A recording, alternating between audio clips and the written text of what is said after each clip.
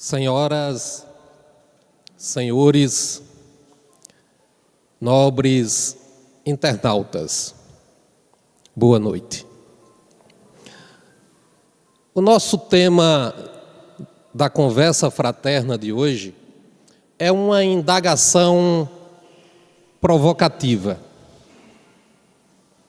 É uma interrogação em face de uma comemoração que não é já tão lembrada.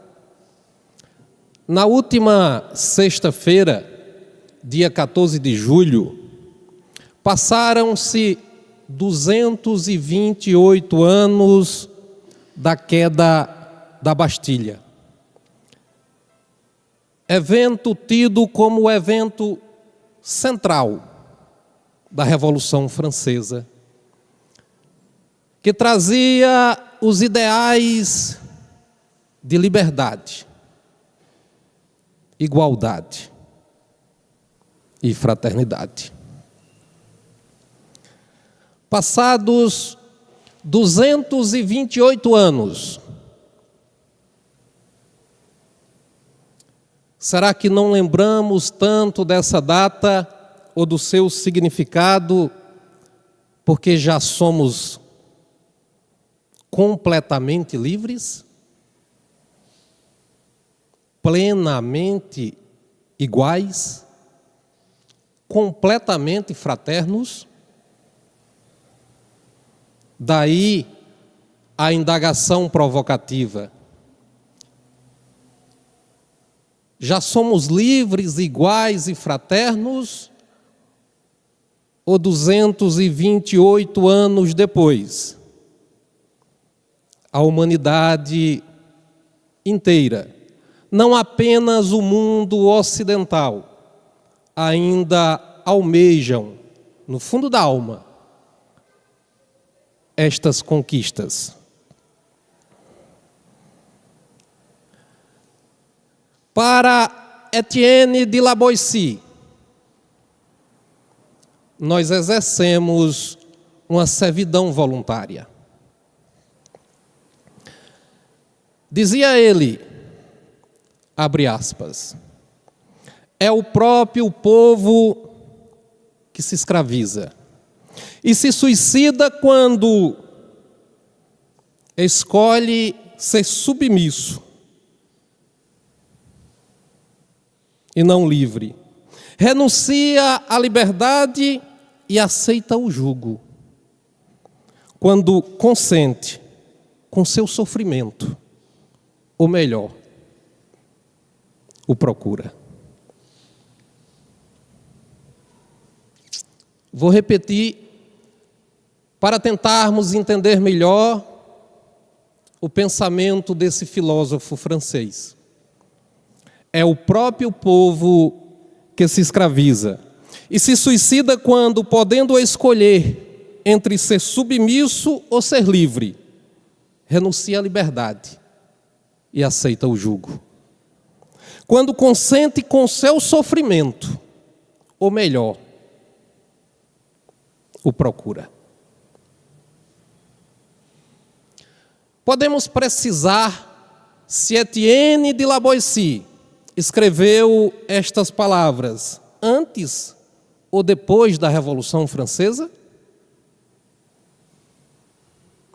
Se foi antes da Revolução Francesa, teria Etienne escrito poucos anos antes ou muitos anos antes da Revolução? Ou teria Etienne feito esse escrito depois da Revolução Francesa? Etienne de La Boétie viveu na primeira metade do século XV e escreveu estas belas palavras, que é tido como o primeiro hino à liberdade. Ele escreveu quando tinha 18 anos de idade.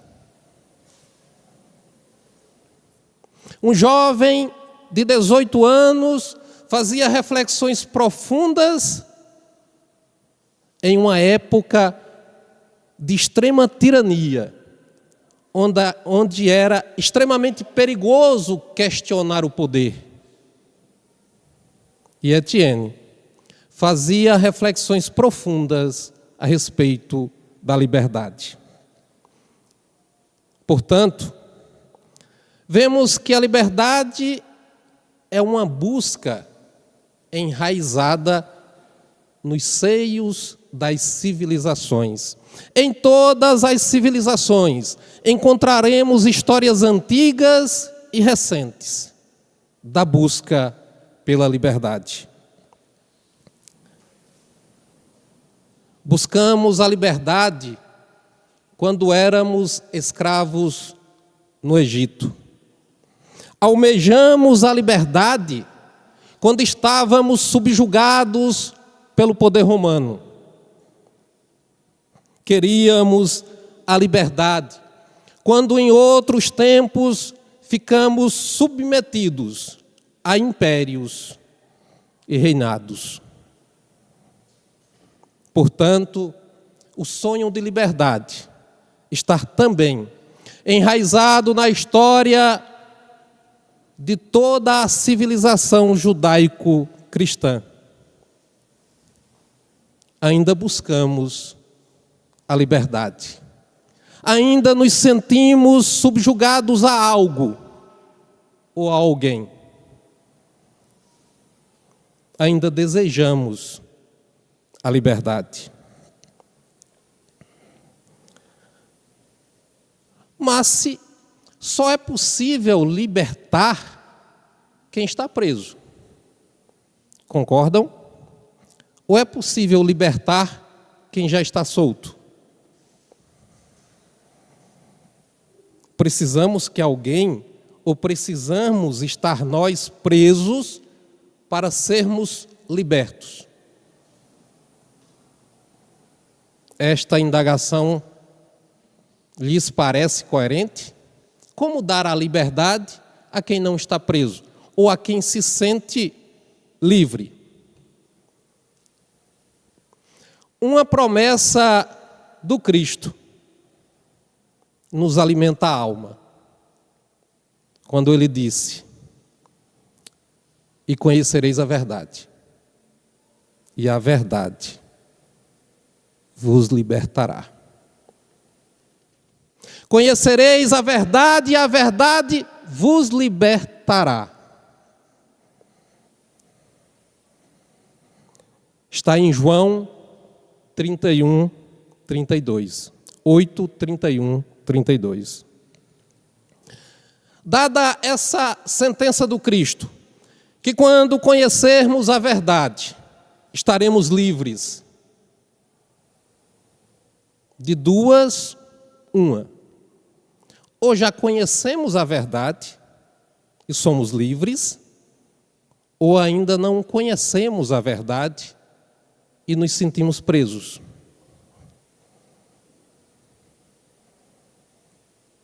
Porque a sentença é clara. Só conhecendo a verdade é que se estará livre. Não há liberdade na ausência da verdade. Então, se não conhecemos a verdade, de alguma forma estamos presos. Mas o que seria esse conhecer? Conhecer a verdade, por acaso, seria saber de cor todos os versículos da Bíblia, desde o Antigo ao Novo Testamento? Seria conhecer as letras do Evangelho? Conhecer a verdade seria conhecer todas as obras da codificação? Ler todos os principais livros espíritas? Seria isso conhecer a verdade? Ou conhecer pode ser entendido de uma forma mais prática. Se eu vos perguntasse: você conhece nadar? Você pode me responder, sim. Nunca entrei em água profunda, mas já li vários livros sobre como nadar. Portanto, eu sei nadar. É possível que alguém saiba nadar apenas lendo livros? É possível colocar alguém para ler livros sobre como nadar e jogá-lo na água profunda e ele sobreviver? Ou é preciso praticar natação? É preciso experienciar, vivenciar o ato de nadar. Portanto, me parece que a verdade é adquirida por uma experiência prática, por uma vivência, não apenas por uma leitura ou uma concepção intelectual. A liberdade é um tema constante na codificação espírita. Só em O Evangelho segundo o Espiritismo, o tema liberdade aparece mais de 50 vezes. Assim, podemos entender que a promessa de que seremos livres, de que estaremos libertos, de que um dia nos libertaremos, é absolutamente necessária. O alimento da esperança de que um dia não estaremos mais subjugados. Em O Evangelho segundo o Espiritismo, no capítulo Não Vim Destruir a Lei, um espírito israelita, assim ele se denomina, no ano de 1861, diz: as ideias de liberdade são precursoras dos ideais de caridade e de amor ao próximo. As ideias de liberdade são precursoras dos ideais de caridade e amor ao próximo. Portanto, para alcançar a prática da caridade, para sentir o verdadeiro amor ao próximo, é preciso que a humanidade estagie na busca da liberdade. Mas o que seria a liberdade?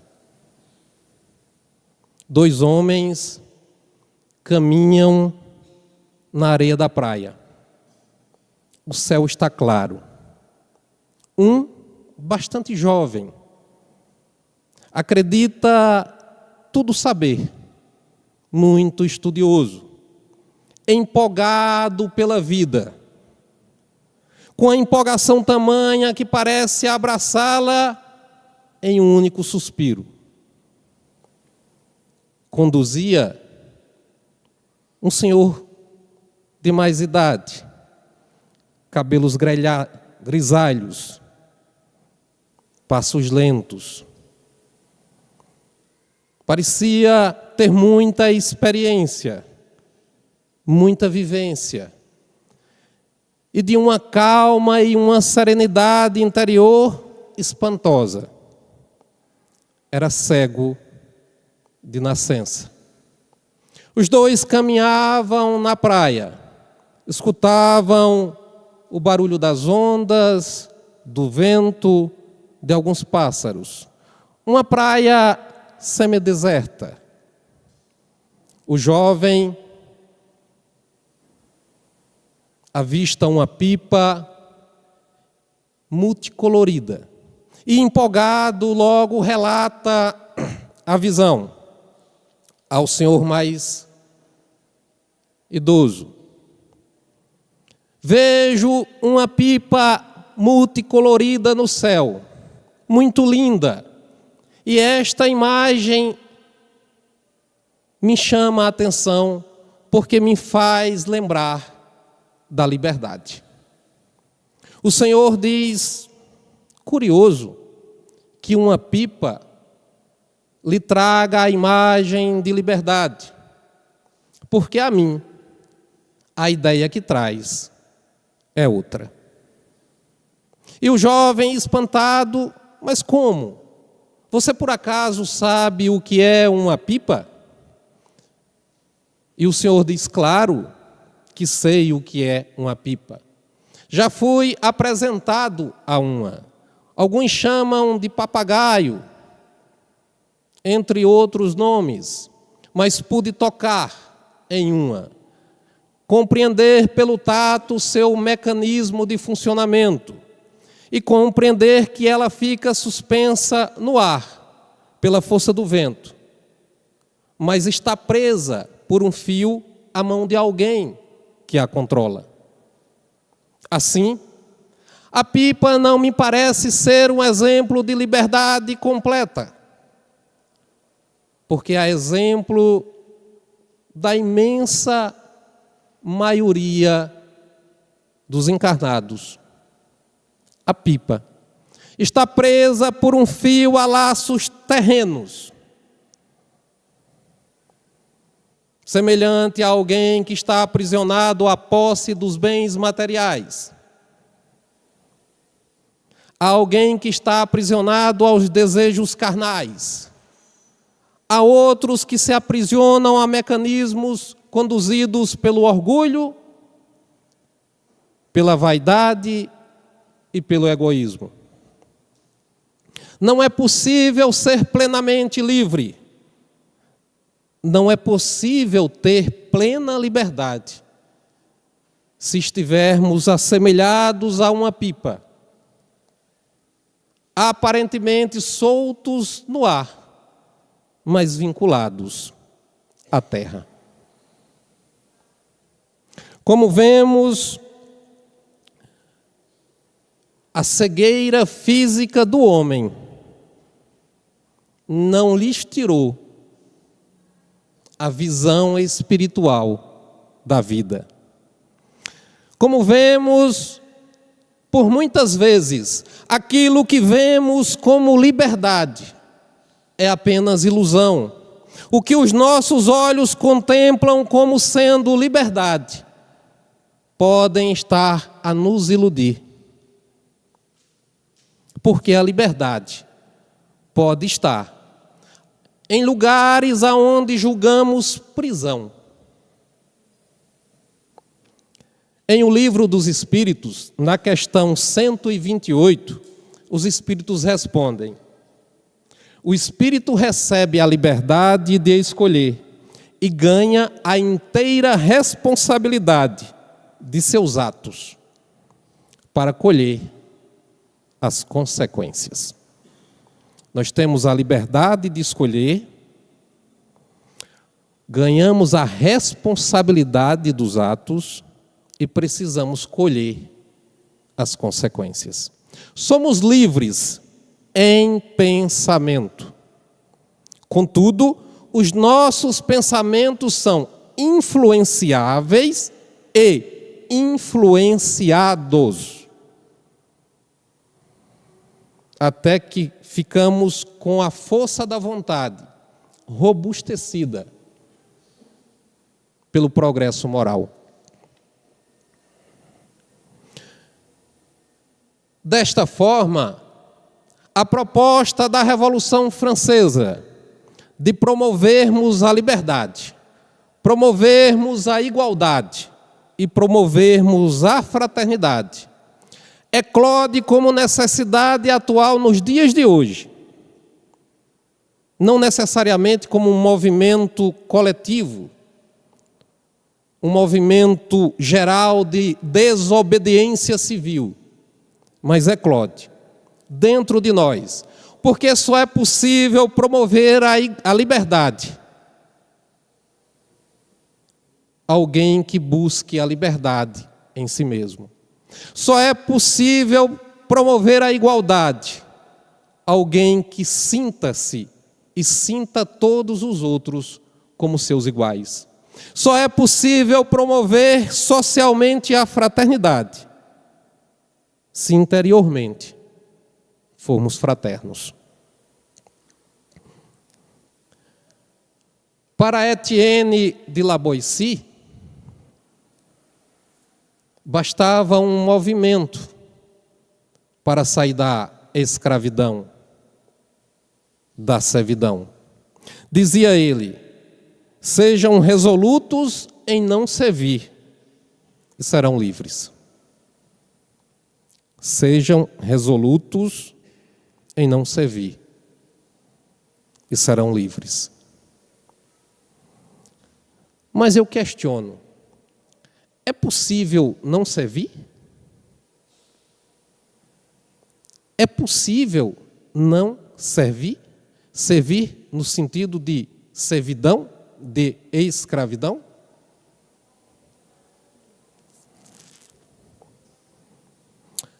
Evangelho, Lucas 16, 13.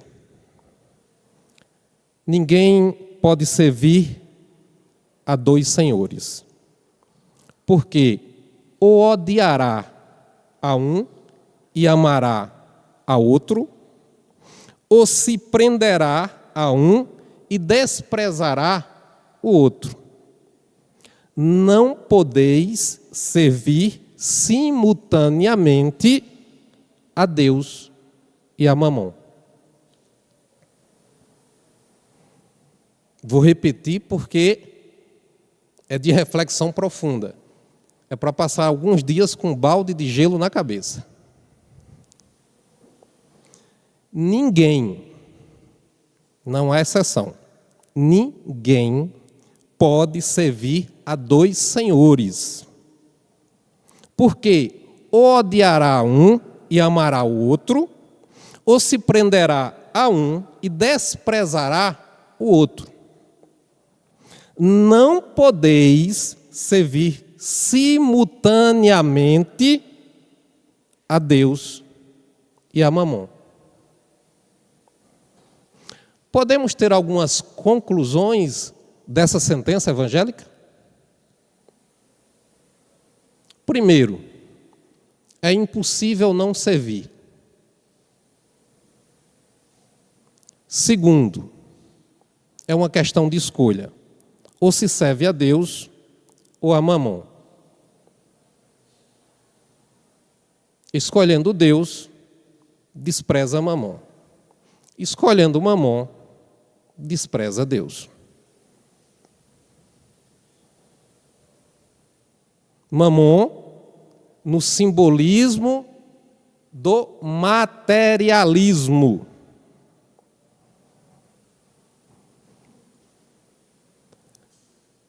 No livro dos Espíritos, os espíritos superiores responderam a Kardec, não me recordo a questão,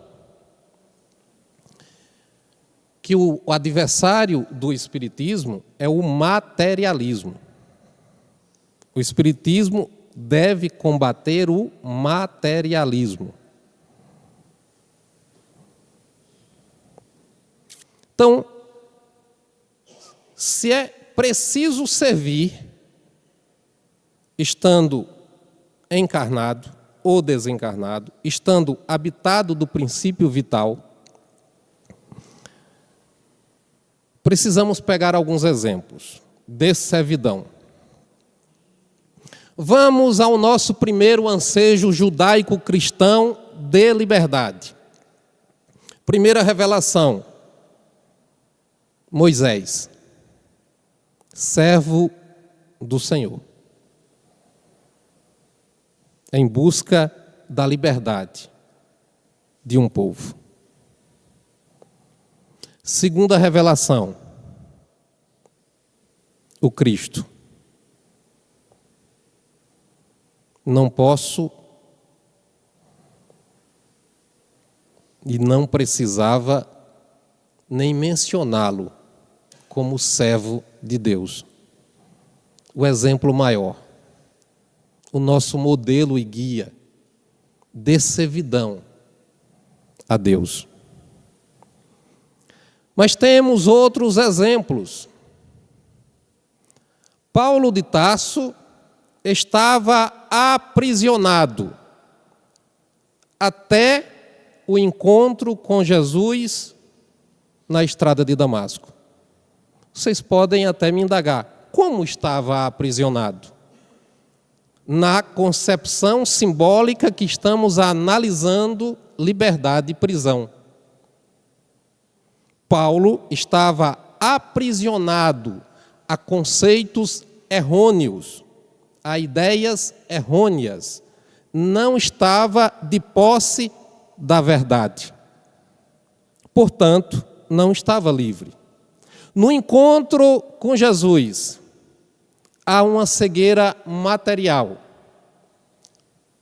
para que ele enxergasse espiritualmente, para que vislumbrasse a liberdade do ponto de vista espiritual, a exemplo do cego na praia, que teve uma visão mais aclarada da vida do que o jovem que tudo via.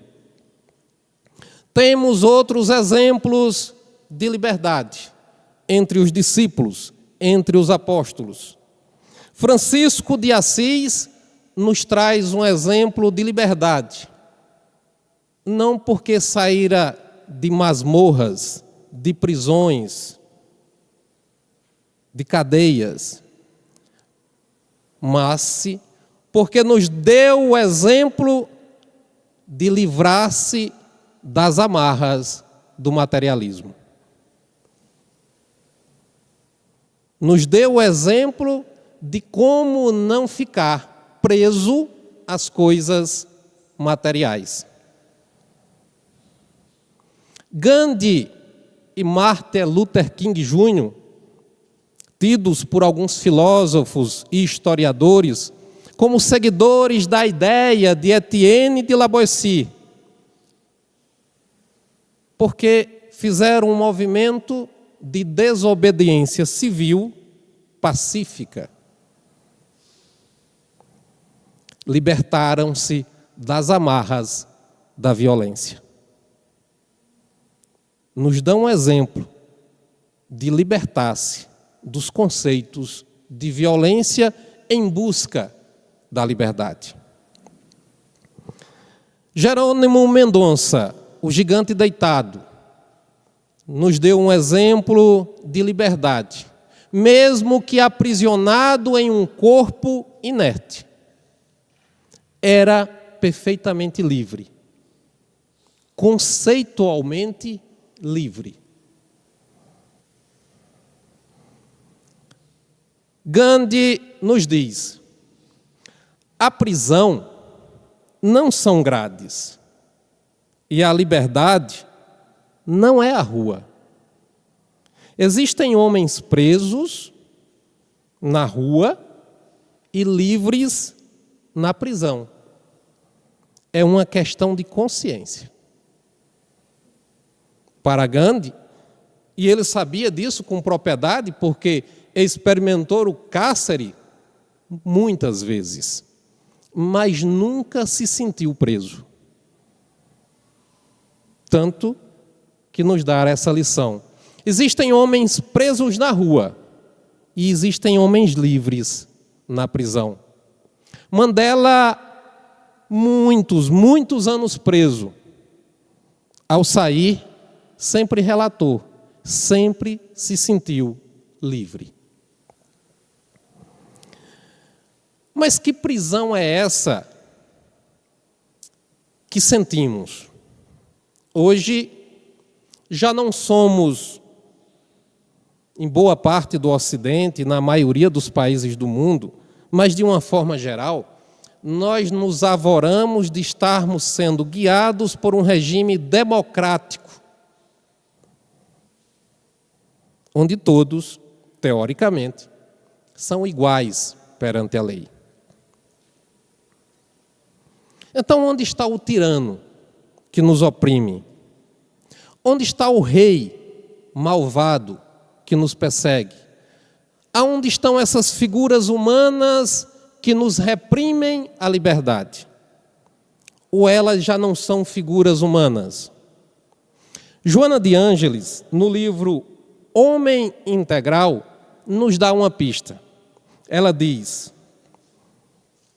os homens se deixam dominar pelo materialismo utilitarista. Olha o termo que Joana de Ângeles usa.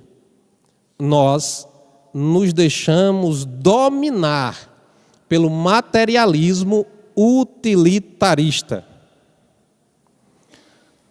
Só para entendermos melhor o que é utilitarismo. Se nós fôssemos fazer uma lista das pessoas que mais gostamos, eu pedisse a vocês, façam uma lista mental aí das 5 pessoas que você mais gosta. Faz na hierarquia, as 5 pessoas que você mais gosta. Eu gosto mais de fulano, fulano, fulano, fulano. Agora se reflexiona. Todas essas pessoas que você colocou nas 5 que você mais gosta, todas as 5 são úteis para você? Todas as 5 já fizeram ou fazem algo em seu benefício?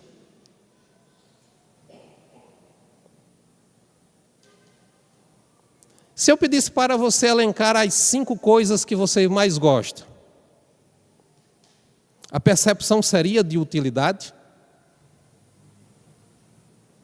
Materialismo utilitarista nos coloca numa perspectiva de gostar. Alguns até usam a palavra amar nas redes sociais. Eu amo esse objeto, eu amo isso, eu amo aquilo. Pode nem dizer eu amo fulano, mas aqui é acolá um objeto, uma viagem, uma ocasião. Será que estamos verdadeiramente contaminados, dominados por um pensamento materialista, utilitarista? Será por isso que os idosos são abandonados e colocados em asilos, porque não são mais úteis? Na perspectiva física e na concepção legal? Será por isso que as crianças que são menores de idade são abandonadas nos semáforos, nos sinais, à rua, porque elas não são úteis para o trabalho nem na perspectiva legal? Será que temos uma tendência a valorizar só o que é útil e material? É uma reflexão que cada um deve fazer para consigo mesmo. Somos capazes de amar quem não é útil?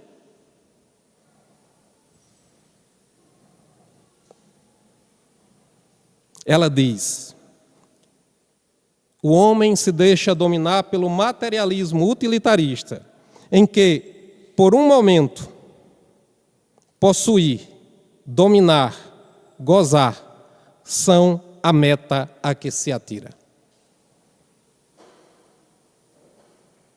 Por um momento, possuir, dominar, usufruir prazer das coisas que temos, ou das pessoas que temos, são a meta a que nos atiramos. Será essa, ou será esse o tirano moderno a quem devemos nos libertar? Precisamos fazer aflorar em nós a espiritualidade para que a materialidade perca força.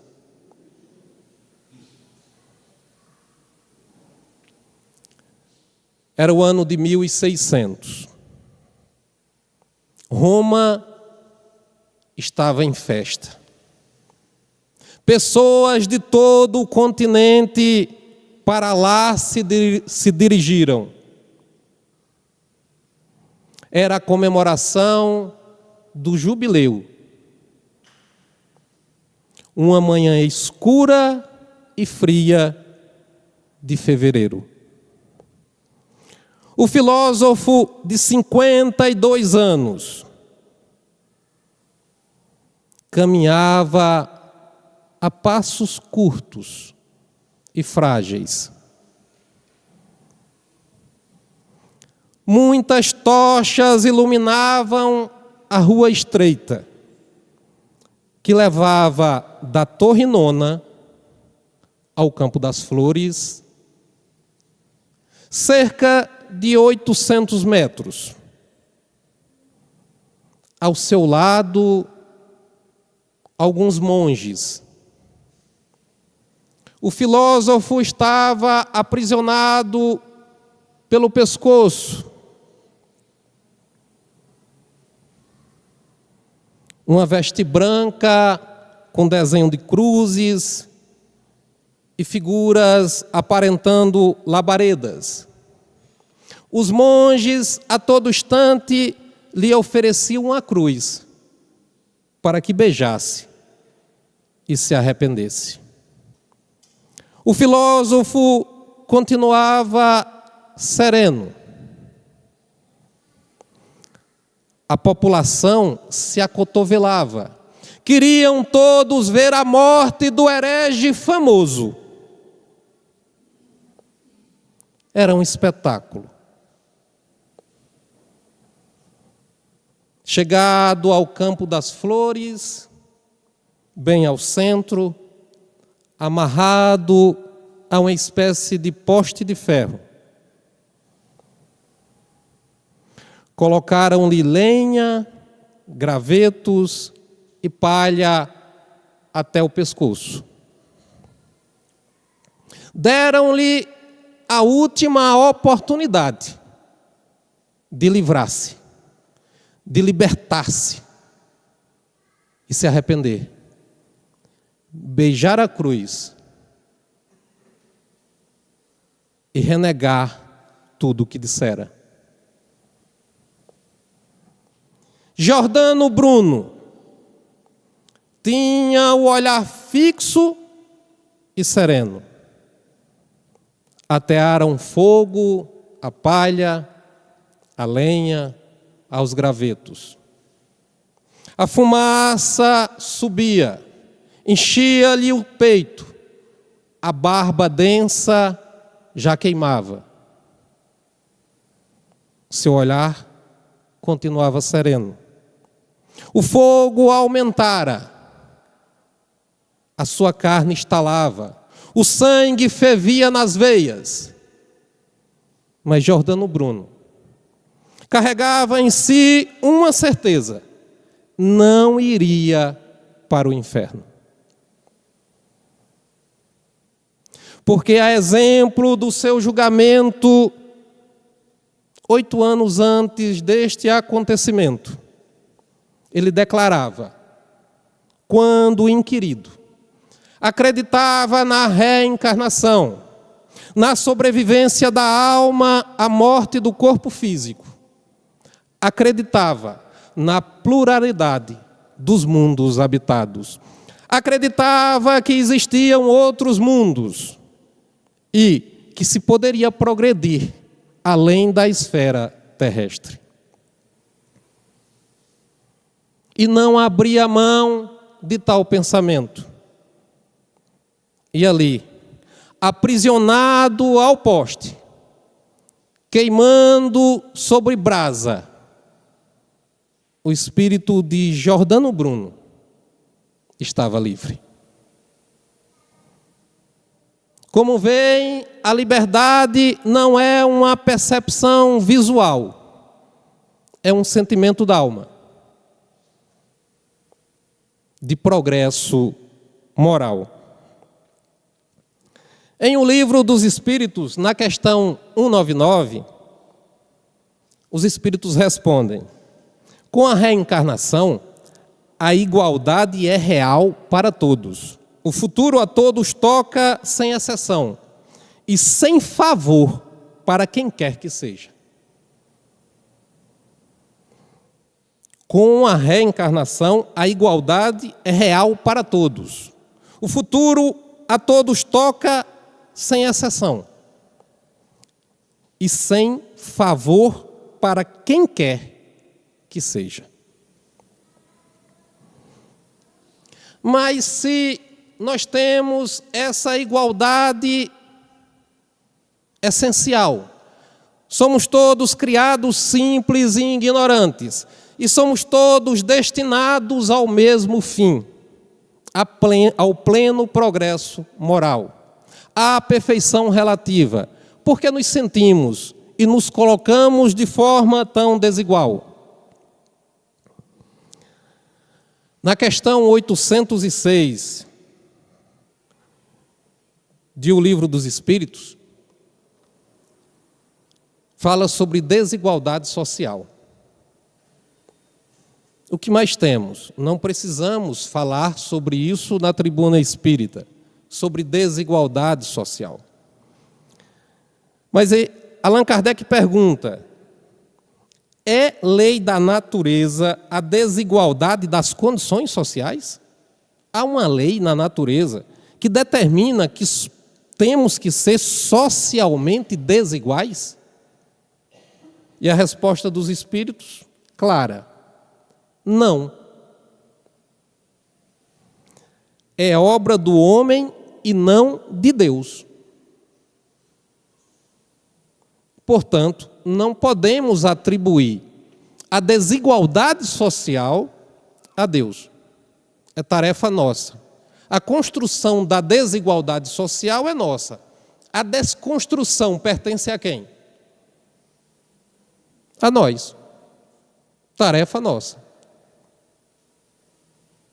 Construir a igualdade social é uma tarefa humana.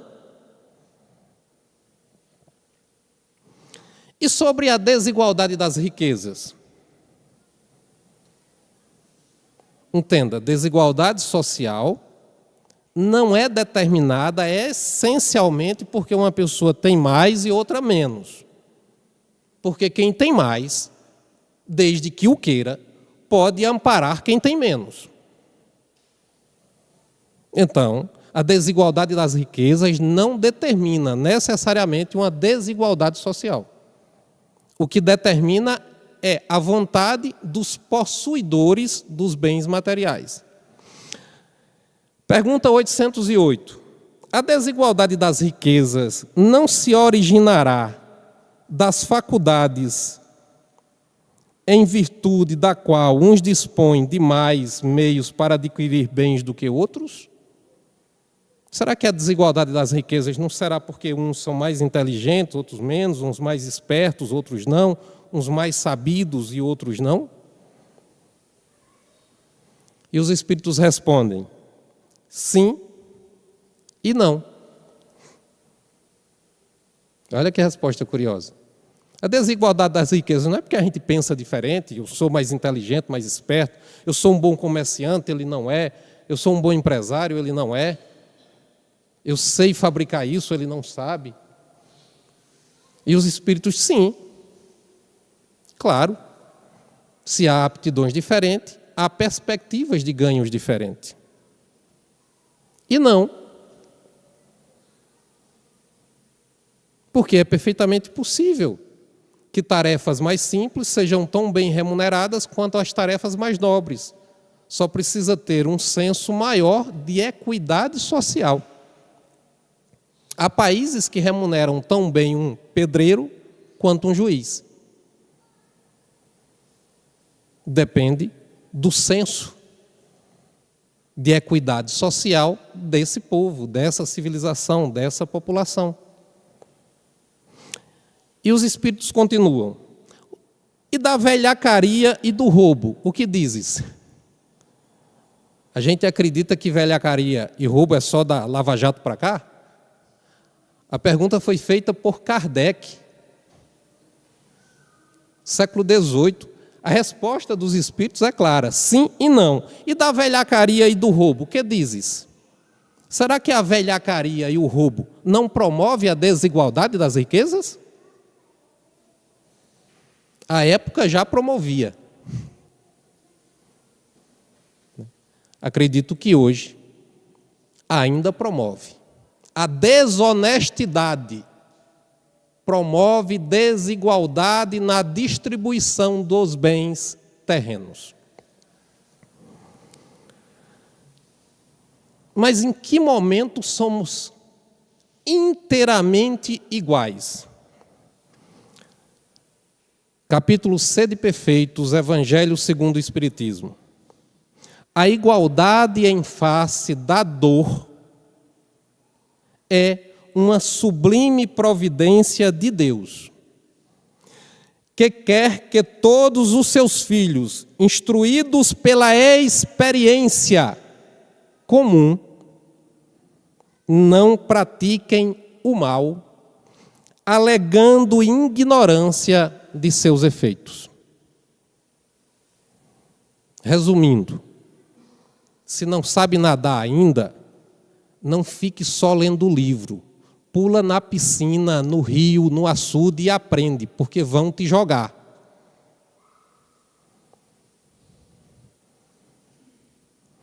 A igualdade em face da dor é uma sublime providência de Deus, que quer que todos os filhos, instruídos pela experiência da dor, experiência comum da dor, não pratiquem o mal, alegando ignorância dos seus efeitos. Qual o efeito do mal? A dor. Somos todos iguais na dor.